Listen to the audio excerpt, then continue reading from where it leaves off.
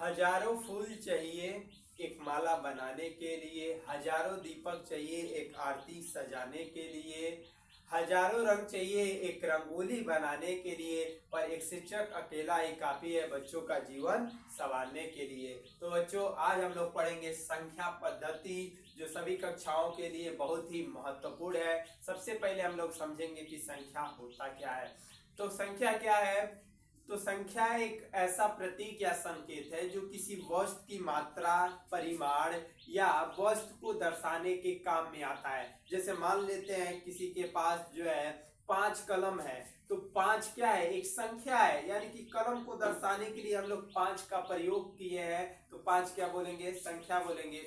जैसे मान लेते हैं एक सेब है और एक सेब 4 लोगों में बटा, तो एक लोगों को कितना मिला? तो बोलते हैं 1/4। 1/4 क्या है? संख्या है। तो हम लोग संख्या को इस प्रकार से परिभाषित कर सकते हैं। संख्या एक ऐसा प्रतीक या संकेत है जिसका उपयोग किसी वस्तु, मात्रा या परिमाण को प्रकट करने के लिए किया जाता है। सबसे पहले कौन सी संख्या जो है अस्तित्व में आई? तो सबसे पहले प्राकृत संख्या अस्तित्व में आई। प्राकृत संख्या किसे कहेंगे? तो प्राकृत संख्या जो है गिनती की संख्या को कहते हैं। जैसे हमको कोई कहे कि गिनती करना स्टार्ट कीजिए, तो हम हमेशा गिनती कहां से करते हैं? 1 2 3 4 5, इसी तरीके से गिनते गिनते 100 तक पहुंचेंगे, फिर 1000 पहुंचेंगे, आगे गिनते रहो, अपने गिनो, अपने बाबा से गिनो, अपने पापा से गिनो, अपने लड़के से गिनो, अपने लड़के के लड़के से गिनो, कभी भी खत्म नहीं होगा। तो गिनती की संख्याओं को प्राकृत संख्या कहते हैं। प्राकृत संख्याओं के समुच्चय को n से प्रदर्शित करते हैं। जो प्राकृतिक संख्याओं का समुच्चय होता है, समुच्चय का मतलब जो प्राकृतिक संख्या का ये पूरा ढेर है उसी को क्या बोलेंगे? समुच्चय बोलेंगे। तो जो प्राकृतिक संख्याओं का समुच्चय है उसे हम लोग किससे प्रदर्शित करते हैं? n से प्रदर्शित करते हैं। यहाँ पर मझला कोष्ठक में लिखा है 1 2 3 डॉट डॉट करके, यह जो उल्टा आठ जैसा बना है इसको अनंत बोलते हैं। यहाँ पर देखो लिखा है सबसे छोटी प्राकृत संख्या बराबर 1। सबसे छोटी प्राकृत संख्या कितनी होती है? तो 1 होती है। सबसे बड़ी प्राकृत संख्या बराबर ज्ञात नहीं किया जा सकता। सबसे बड़ी प्राकृतिक संख्या हम लोग ज्ञात नहीं कर सकते। ऐसा नहीं है कि अनंत बोलना है, अनंत बोलना गलत होगा, क्योंकि सबसे बड़ी प्राकृतिक संख्या हम लोग ज्ञात नहीं कर सकते। अनंत का मान कितना है ऐसे गिनते जाओ जिसका अंत न हो वही तो अनंत है ना। तो हम सबसे बड़ी प्राकृतिक संख्या अनंत नहीं बोल सकते। आई बात समझ में? हम यह क्या बोलेंगे कि सबसे बड़ी प्राकृतिक संख्या ज्ञात नहीं किया जा सकता है और सबसे छोटी प्राकृतिक संख्या जो है 1 होती है। अब आगे बढ़ते हैं। पूर्ण संख्या, होल नंबर, WHOLE, होल का मतलब होता है संपूर्ण या पूरा। पूर्ण संख्या किसे कहेंगे? तो जो प्राकृतिक संख्या है 1 से अनंत तक, इसी में हम लोग क्या कर दे? शून्य को सम्मिलित कर दे, अर्थात शून्य को मिला दे, तो उसी को हम लोग क्या कहते हैं? पूर्ण संख्या बोलते हैं। यहाँ पर लिखा है जैसे यदि प्राकृतिक संख्या के साथ शून्य, ब्रैकेट में क्या लिखा है? शून्य को सम्मिलित कर दिया जाए तो उसे पूर्ण संख्या कहते हैं। पूर्ण संख्याओं के समुच्चय को कैपिटल W से प्रदर्शित करते हैं। W बराबर 0 1 2। बस क्या करना है? प्राकृतिक संख्या के साथ शून्य को सम्मिलित कर देना है। सबसे छोटी पूर्ण संख्या क्या होगी? तो शून्य होगी। सबसे बड़ी पूर्ण संख्या ज्ञात नहीं किया जा सकता। ठीक, अब आगे हम लोग बढ़ते हैं पूर्णांक की तरफ। पूर्णांक को इंटीजर्स बोलते हैं। क्या करना है? यहाँ पर जो ये पूर्ण संख्या है 0 1 2 डॉट डॉट डॉट अनंत, इसके साथ ऋणात्मक प्राकृतिक संख्या, जो प्राकृतिक संख्या है उसको माइनस के साथ लिख दो तो उसी को ऋणात्मक प्राकृतिक संख्या बोला जा सकता है। तो यदि हम लोग क्या करें? पूर्ण संख्या के साथ ऋणात्मक प्राकृतिक संख्या को सम्मिलित कर दे तो उसे पूर्णांक कहते हैं। पूर्णांकों के समुच्चय को I या Z से प्रदर्शित करते हैं। I फॉर इंटीजर होता है और Z से क्यों प्रदर्शित करते हैं? तो Z से इसलिए प्रदर्शित करते हैं क्योंकि जर्मन में एक शब्द होता है जेहलीन, ZAHLEN करके, जिसका मतलब पूर्णांक होता है। तो वही से क्या लिया गया है? Z लिया गया है। तो I या Z दोनों से प्रदर्शित कर सकते हैं। यहाँ पर लिखा है I या Z बराबर 0 से इधर जाएंगे तो अनंत, इधर आएंगे पीछे तो माइनस होगा, -1 -2। जो माइनस में है उसे ऋणात्मक पूर्णांक, उसे Z पर माइनस या आई पर माइनस से प्रदर्शित कर सकते हैं। जो प्लस में है उसे धनात्मक पूर्णांक, उसे जेड प्लस या आई प्लस से प्रदर्शित कर सकते हैं। बच गया शून्य। शून्य न तो धनात्मक होता है और न ही ऋणात्मक होता है। एक बारी इस पूरे का आप लोग स्क्रीनशॉट ले लीजिए, मैं किनारे हो जा रहा हूं। अब हम लोग समझेंगे भिन्न और परिमेय संख्या। भिन्न और परिमेय संख्या का परिभाषा लगभग एक ही जैसा होता है, थोड़ा सा अंतर होता है। भिन्न किसे कहेंगे? तो वह संख्या जिसे p बट्टा q के रूप में लिखा जा सकता है, जहां p और q पूर्ण संख्या हो तथा q is not equal to 0। ऐसे इक्वल लगा के काट दिया जाता है तो इसको पढ़ते हैं इज नॉट इक्वल टू 0, या हिंदी में पढ़ सकते हैं बराबर नहीं है, उसे भिन्न कहते हैं। इसे f से प्रदर्शित कर सकते हैं, भिन्न को f से प्रदर्शित कर सकते हैं। परिमेय संख्या में क्या लिखा गया है? इसमें बस केवल ये लिखा गया है वह संख्या जिसे p बट्टा q के रूप में लिखा जा सके। इसमें जो लिखा था वही इसमें भी लिखा है। अंतर क्या है? जहां p और q पूर्णांक है तथा q is not equal to 0 उसे परिमेय संख्या कहते हैं, इसे q से प्रदर्शित करते हैं। अंतर देखिए दोनों में क्या है। यहाँ पर पूर्ण संख्या है, वहां पर क्या है? पूर्णांक। हम लोग जानते हैं कि पूर्ण संख्या w बराबर क्या होता है? 0 1 2 3 डॉट डॉट डॉट अनंत तक हो सकता है। p बट्टा q, इसमें से कोई भी उठाओ, इसमें 5 बीच में कहीं आता होगा, हाँ आता होगा। इसमें 3 आता होगा बीच में, हाँ आता होगा। p बट्टा q के रूप में हो गया। p और q क्या होने चाहिए? पूर्ण संख्या होने चाहिए, है ठीक। नीचे 0 नहीं होना चाहिए, q is not equal to 0, नीचे 0 नहीं है, तो अर्थात ये क्या हो गया? भिन्न हो गया। और एग्जांपल बनाना है, इसमें मान लेते हैं कहीं ना कहीं 13 आता होगा और साथ ही साथ इसमें जो है 2 भी आता होगा कहीं ना कहीं, ये क्या हो गया? एक भिन्न हो गया। अगर वही चीज हम ऐसे लिखें, क्या लिखें? 0/5, तो p बट्टा q के रूप का है। ये p है, ऊपर वाले को बोलते हैं, नीचे वाले को q। पूर्ण संख्या में से आया है, नीचे 0 नहीं होना चाहिए, नीचे 0 नहीं है, अर्थात ये क्या है? एक भिन्न है। 0/5 को डायरेक्ट क्या लिख सकते हैं? 0 लिख सकते हैं। कहा है कि 0 में 5 का भाग दिया जाता है, 0 आता है। लेकिन इसका उल्टा 5/0 p बट्टा q के रूप का तो है। p और q पूर्ण संख्या होनी चाहिए, पूर्ण संख्या तो है, परंतु q इज नॉट मतलब नीचे वाला 0 के बराबर नहीं होना चाहिए। यहाँ पर 0 आ गया, नीचे वाले 0 का भाग 5 में देंगे, नहीं मालूम कितना आएगा। वैसे कहने के लिए अनंत बोला जा सकता है, लेकिन अभी तक यह अपरिभाषित है, यह भिन्न नहीं कहलाएगा, यह भिन्न नहीं है। और एक लिख सकते हैं, कहा कि 1/1 भिन्न हो जाएगा। तो इस प्रकार से हम लोग इसको भिन्न बोल सकते हैं। ये ऊपर वाले सब क्या है? इसके उदाहरण है। पूरी भिन्न लिखना है, क्या लिखेंगे? f बराबर p बट्टा q, जो डबल बिंदी दिखाई दे रहे इसको पढ़ते हैं such that p comma q, ये जो ऐसे बना इस तरीके से इसको पढ़ते हैं is element of w। p बट्टा q such that p comma q is element of w, q is not equal to 0।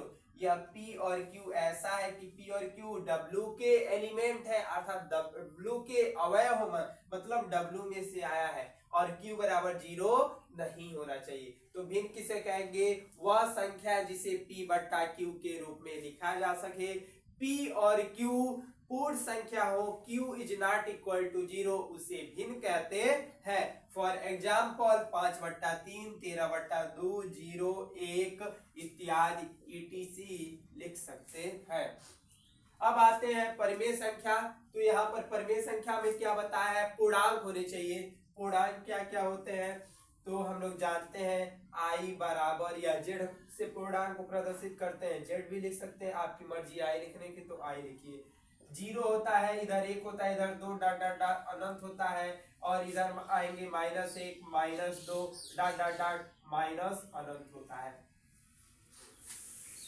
p बट्टा q के रूप में जैसे यहाँ में से हम कोई भी उठा ले, -5 इसमें आएगा, -2 है तो -3 भी आएगा, -4 -5 3 भी आएगा। देखो p बट्टा q के रूप का है, p और q इसी में से होने चाहिए, पूर्णांक में से उसी में से, नीचे जीरो नहीं होना चाहिए, नीचे जीरो नहीं है, अर्थात ये क्या होगा, परिमेय संख्या होगा।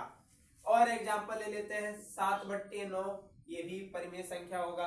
0/5 लिखे, 0/7 लिखे, कुछ भी जीरो के बट्टे में लिखेंगे वो जीरो, ये भी परिमेय संख्या होगा।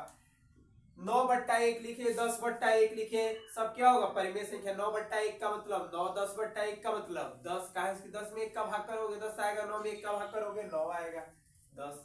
और क्या लिख सकते हैं, -4/1, -5/1, -11/1, -1000/1, कुछ भी लिख सकते हो, सबके नीचे 1 है तो 1 लिखना जरूरी नहीं है, यहाँ पे लिख देते हैं एक और एग्जांपल, -11 और etc। तो यहाँ पर परिभाषा क्या लिखा है, वह संख्या जिसे p/q के रूप में लिखा जा सके, जहां p और q पूर्णांक हो, q is not equal to 0, तो उसे परिमेय संख्या कहते हैं। परिमेय संख्याओं को q से प्रदर्शित करते हैं।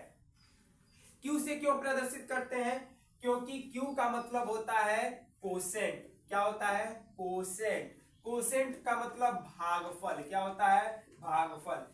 यहाँ पर जैसे अगर हम 12/3 लिखे तो 12 में 3 का भाग करेंगे तो 4 आएगा, यानी कि भागफल कितना है, 4, यानी कि कोसेंट कितना है, 4।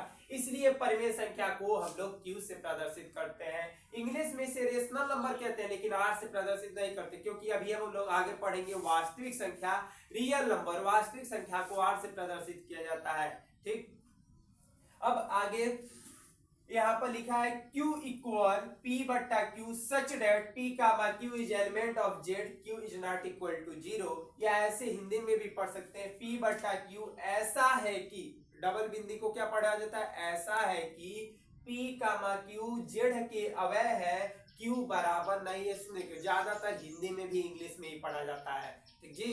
तो कैसे पढ़ सकते हैं, p/q ऐसा है कि p कामा q z के अवयव है, q बराबर नहीं है 0 के, या इंग्लिश में पढ़ा है p/q such that p comma q is element of z, q is not equal to 0।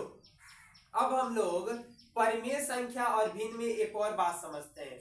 भिन्न हमेशा क्या होती है, धनात्मक होगी। जो भी भिन्न देखोगे वो सब क्या होगा, हमेशा धनात्मक, मतलब प्लस में रहेगा। जो परिमेय संख्या है वह ऋणात्मक भी हो सकता है, जैसे यहाँ पर देख सकते हो। तो कभी भी पूछे बहुविकल्पी में क्या भिन्न ऋणात्मक हो सकती है, तो वहां पर हम लोग बोल लेंगे भिन्न ऋणात्मक नहीं होती, भिन्न हमेशा क्या होती है, धनात्मक होती है। परिमेय संख्या धनात्मक और ऋणात्मक दोनों हो सकता है। आप एक बार इसका स्क्रीनशॉट ले लें। अब हम लोग समझेंगे अपरिमेय संख्या, जिसको अंग्रेजी में इरेशनल नंबर कहते हैं। तो अपरिमेय संख्या किसे कहेंगे, जो संख्या परिमेय नहीं है वह क्या कहलाती है, अपरिमेय संख्या कहलाती है। अपरिमेय संख्याओं के समुच्चय को t से प्रदर्शित करते हैं, या ऐसे भी बोल सकते हैं वह संख्या जिसे p/q के रूप में नहीं लिखा जा सकता है उसे अपरिमेय संख्या कहते हैं। अगर इस तरीके से परिभाषा नहीं दे सकते, परिभाषा 3 इस तरीके से दे सकते हैं, वह संख्या जिसका दशमलव प्रसार अशांत अनावर्ती हो उसे अपरिमेय संख्या कहते हैं। एग्जाम्पल से समझते हैं, देखो कड़ी में 2, इसे यह परिमेय नहीं है, क्योंकि कड़ी में 2 आया, बस केवल 2 रहता तो 2/1 लिख देते तो वह परिमेय हो जाता, लेकिन कड़ी में है तो यह परिमेय नहीं होगा। कड़ी में 3 परिमेय नहीं होगा। वही अगर कड़ी में 4 आया रहता, इस तरीके से कड़ी में 4, तो कड़ी में 4 का 2 गुणे 2 लिखते, 2 बाहर आ जाता, और 2 को लिख सकते हैं 2/1, यानी कि 2 क्या हो जाता, परिमेय हो जाता। लेकिन कड़ी में 3 है तो यह परिमेय नहीं होगा। कड़ी में 5 ये भी परिमेय नहीं होगा। माइनस कड़ी में 7 बाहर नहीं निकल सकता, ये भी परिमेय नहीं होगा। हाँ निकलता है, कड़ी में 2 का मान होता है 1.414, कई बच्चे कहेंगे 1.414 होता है, लेकिन और आगे लगाओगे तो यह कभी भी समाप्त नहीं होगा, मतलब कुछ ना कुछ ऐसे आगे आते रहेगा, तो जो कभी समाप्त नहीं होता है, जिसका दशमलव प्रसार, उसी को बोलते हैं अशांत, और रिपीट भी ना हो, मतलब बार बार भी ना आए, उसी को बोलते हैं अनावर्ती। जैसे यहाँ पर एक एग्जांपल लिखे हैं, 213 एक 0 आ रहा है, फिर एक 00 आ रहा है, फिर एक 000 आ रहा है, फिर एक 400 मतलब 4 0 का धाका इनके ठीक, हंस रहे हो, 1 54 जीरो। फिर उसके बाद ऐसे मतलब देखो दशमलव प्रसार जो इसका शांत नहीं है, मतलब आ ही रहा है बार बार, तो अशांत बोलेंगे। अनावर्ती का मतलब कुछ रिपीट नहीं हो रहा है, जैसे कहोगे 10 तो यहाँ पर 10 नहीं आया है, 100 आ गया है, 1000 आया है। कब बोलते हैं रिपीट हो रहा है, जैसे इसको सबसे पहले हम मिटाते हैं, ऐसे दिया हो जैसे 2.454545 तो 4-5 रिपीट हो रहा है ना, तो इसको आवर्ती बोलते हैं। अगर रिपीट नहीं हो तो उसी को हम लोग क्या बोलते हैं, अनावर्ती। तो दशमलव प्रसार अशांत अनावर्ती रहता है तो भी वो क्या होता है, अपरिमेय संख्या होती है। कैसे परिभाषित कर सकते हैं, तो वह संख्या जो परिमेय नहीं है उसे अपरिमेय कहते हैं। अपरिमेय संख्याओं के समुच्चय को टी से प्रदर्शित कर सकते हैं, या ये परिभाषा आपको नहीं देना चाहते हैं तो ये परिभाषा दे सकते हैं, या ये परिभाषा दे सकते हैं, जैसे उदाहरण आपके सामने बोर्ड पर प्रस्तुत किया गया है। आगे वास्तविक संख्या समझते हैं। वास्तविक संख्या को रियल नंबर्स कहते हैं। रियल नंबर क्या होता है, तो सभी परिमेय और अपरिमेय जितना भी संख्या पड़े हैं सब परिमेय और अपरिमेय को एक साथ हम लोग वास्तविक संख्या कहते हैं। आप पढ़े हैं प्राकृतिक संख्या, पूर्ण संख्या, पूर्णांक, भिन्न, परिमेय संख्या। तो जितने भी ये प्राकृतिक, पूर्ण और पूर्णांक और भिन्न इस सब परिमेय संख्या में आ जाती है, ठीक। और बचा अपरिमेय संख्या, जितने भी परिमेय और अपरिमेय है इन सबको एक साथ हम लोग वास्तविक संख्या कहते हैं। और वास्तविक संख्याओं के समुच्चय को आर से प्रदर्शित करते हैं। यहाँ पर ऐसे दूसरा परिभाषा दे सकते हैं, जिन संख्याओं को संख्या रेखा पर प्रदर्शित किया जा सकता है उसे वास्तविक संख्या कहते हैं। याद करो, ऐसे एक लाइन होता है, इस तरीके से याद क्या करोगे, हम खुद दिखा देते हैं, तुम लोग याद थोड़ी कर पाओगे। यहाँ पर एक लाइन होता है, यहाँ पर 0 1, उसके बाद 2 इधर आते हैं -1, इसी को संख्या रेखा कहते हैं। तो जिन संख्याओं को इस संख्या रेखा पर प्रदर्शित किया जा सकता है उसे क्या कहते हैं, वास्तविक संख्या कहते हैं।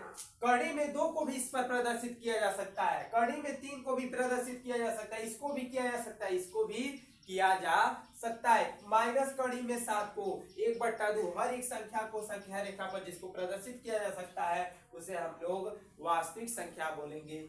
तीसरा परिभाषा देख सकते हैं, जिन संख्याओं का वास्तव में अस्तित्व होता है, मतलब ब्रह्मांड में जो संख्या वास्तव में एग्जिस्ट करती है, मतलब उसका अस्तित्व है, उसे वास्तविक संख्या कहते हैं। जैसे एग्जांपल यहाँ पर लिखा हुआ है, क्या लिखा है, 4 लिखा है, -5 लिखा है, 0 लिखा है, 1/2 लिखा है, -9/120 लिखा है, कड़ी 3, ETC एक्सेट्रा, मतलब इत्यादि एग्जांपल हो सकते हैं। तो यहाँ पर आप देख सकते हैं इस तरीके से, एक बारी स्क्रीनशॉट ले ले। तो स्क्रीनशॉट आप लोगों ने ले लिया। यदि वीडियो अच्छी लगी हो तो भी लाइक करें, अरे नहीं अच्छी लगी हो तो लाइक कर दो, अच्छी लगेगी तभी लाइक करोगे का। और लाइक करें, सब्सक्राइब करें, कमेंट करें, बेल आइकन एकदम न दबाना भूलें।